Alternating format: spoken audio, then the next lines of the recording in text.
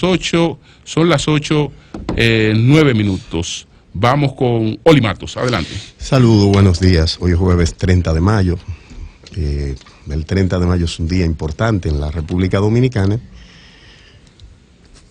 porque todos sabemos, los adultos, los que conocemos la historia, de que un día como hoy se produjo el ajusticiamiento de el tirano Rafael Leónidas Trujillo. Es un día importante para nuestra historia, marca un punto de partida en la historia de la República Dominicana.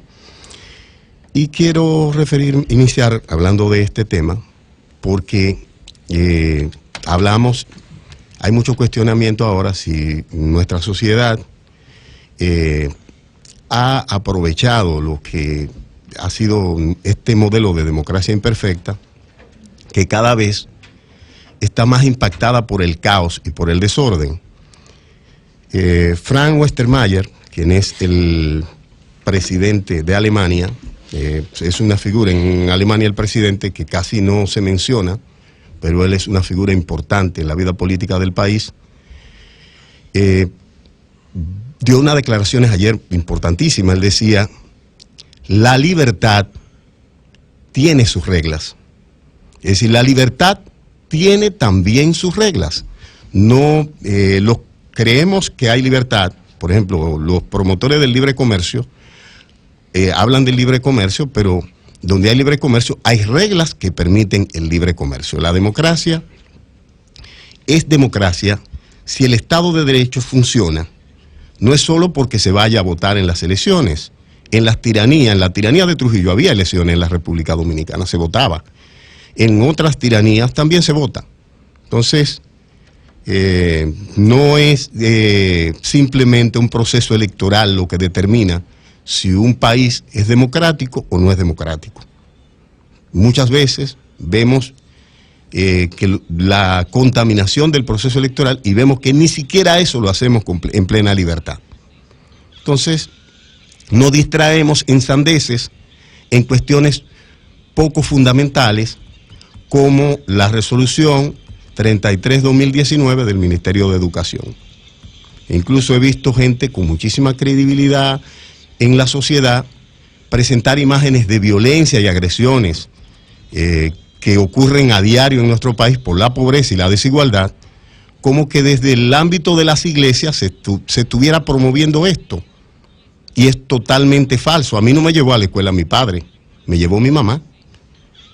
También me llevó mi mamá a la iglesia. Desde niño fui a la iglesia adventista, acompañando a mi madre y mis hermanas.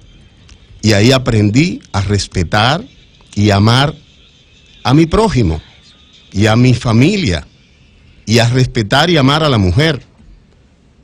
Entonces, independientemente de si usted practica o no una religión, cuando usted ve esa brutalidad, eso ocurre porque la gente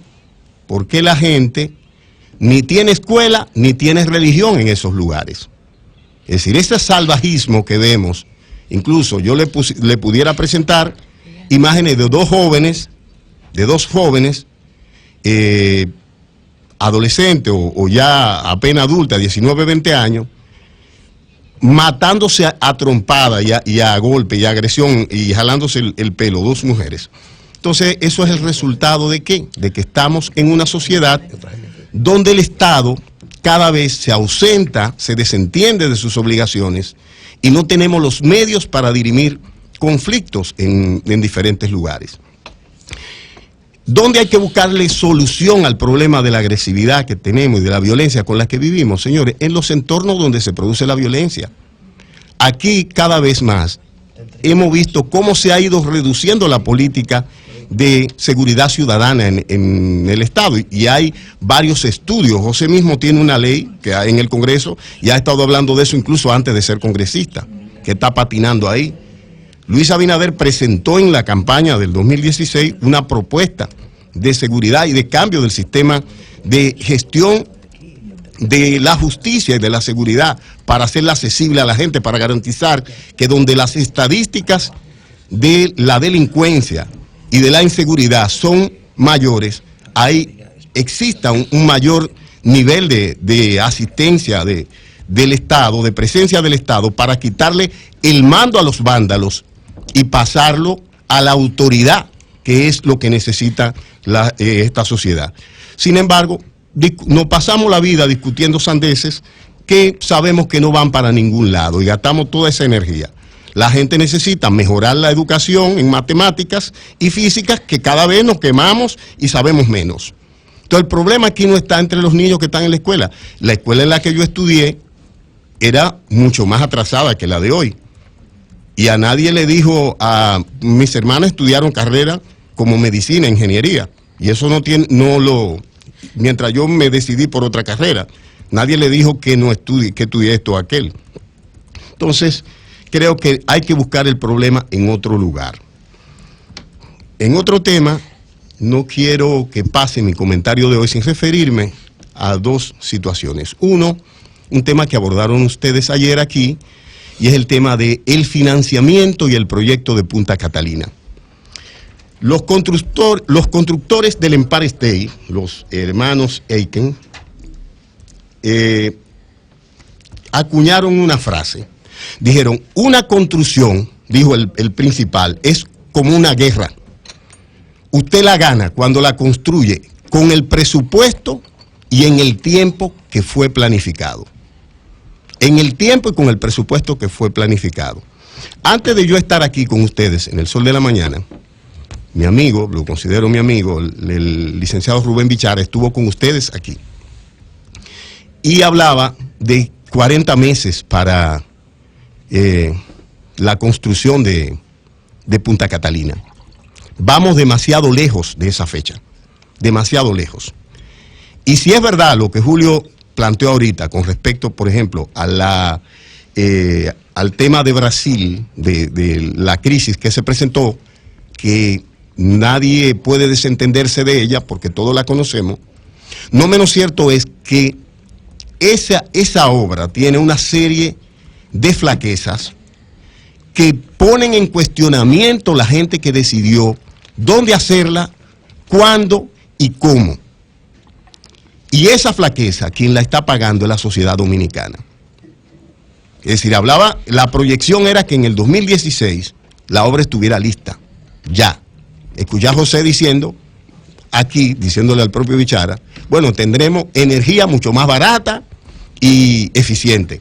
Ese era un ideal de que todos teníamos.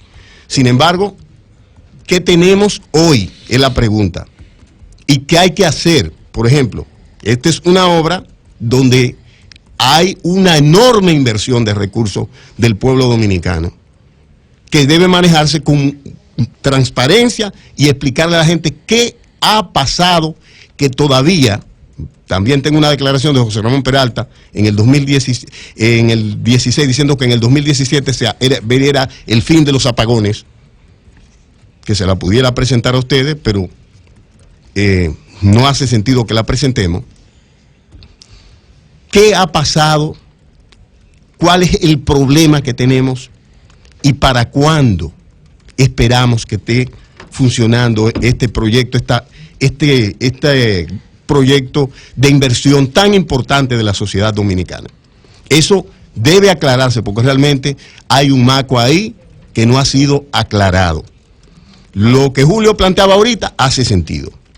En el tema de la colocación de los bonos y los préstamos, el Estado dominicano colocó 2.000 millones de dólares en 1.000 millones de dólares en moneda local, en peso. Eso es una muestra de confianza en la moneda dominicana. Señores, esos 1.000 millones de dólares son fondos de pensiones. Es decir, en los fondos de pensiones, esa es la colocación de los fondos de pensiones, del dinerito de la pensión. Y por eso es que yo digo que cuando se invierte, el gasto público debe ser inspeccionado por todos los ciudadanos, de que se invierta bien, correcto, de que no se escape, de que no haya fuga, de que cuando el Estado pague algo, lo esté pagando por el precio, porque está pagando los fondos de retiros de usted que trabaja en el sector privado y de usted que trabaja en el sector público, los fondos de retiro de los ciudadanos dominicanos. Entonces hay que ver que eso se invierta de manera correcta, pero un país que para financiarse para su presupuesto tiene que endeudarse, por ejemplo, en 2.500 millones de dólares, 1.500 y que son en moneda extranjera, no está mal que se busque financiamiento. Yo no estoy en contra del financiamiento. Ahora yo me pregunto que ¿para qué? ¿Para ponerlo dónde? ¿Para gastarlo cómo? No puede ser para gastarlo en una nómina supernumeraria de funcionarios consulares que cobran en dólares y que no son necesarios, porque eso está endeudando el futuro de mi hija que apenas está creciendo, y de mis hijos, y de los suyos, y de los nietos, y de la gente que no ha nacido. Eso está endeudando a todo el mundo. Entonces, esos préstamos los vamos a tener que pagar todos.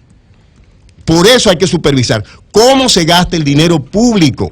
Y he planteado, y yo creo que es necesario, que en este medio que lo escuchan los dominicanos de aquí y los de fuera, autoridades, y no hablo de Luis Reyes, que entiendo que es un funcionario que conoce lo que está manejando, sino de diferentes sectores, por ejemplo, como el ministerio de...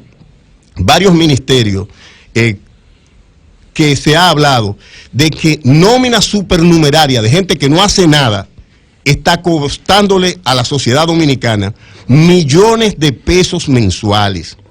Eso es algo que tenemos que revisar y que tenemos que cambiar. Insisto en que una construcción es como una guerra y la de Punta Catalina la perdimos.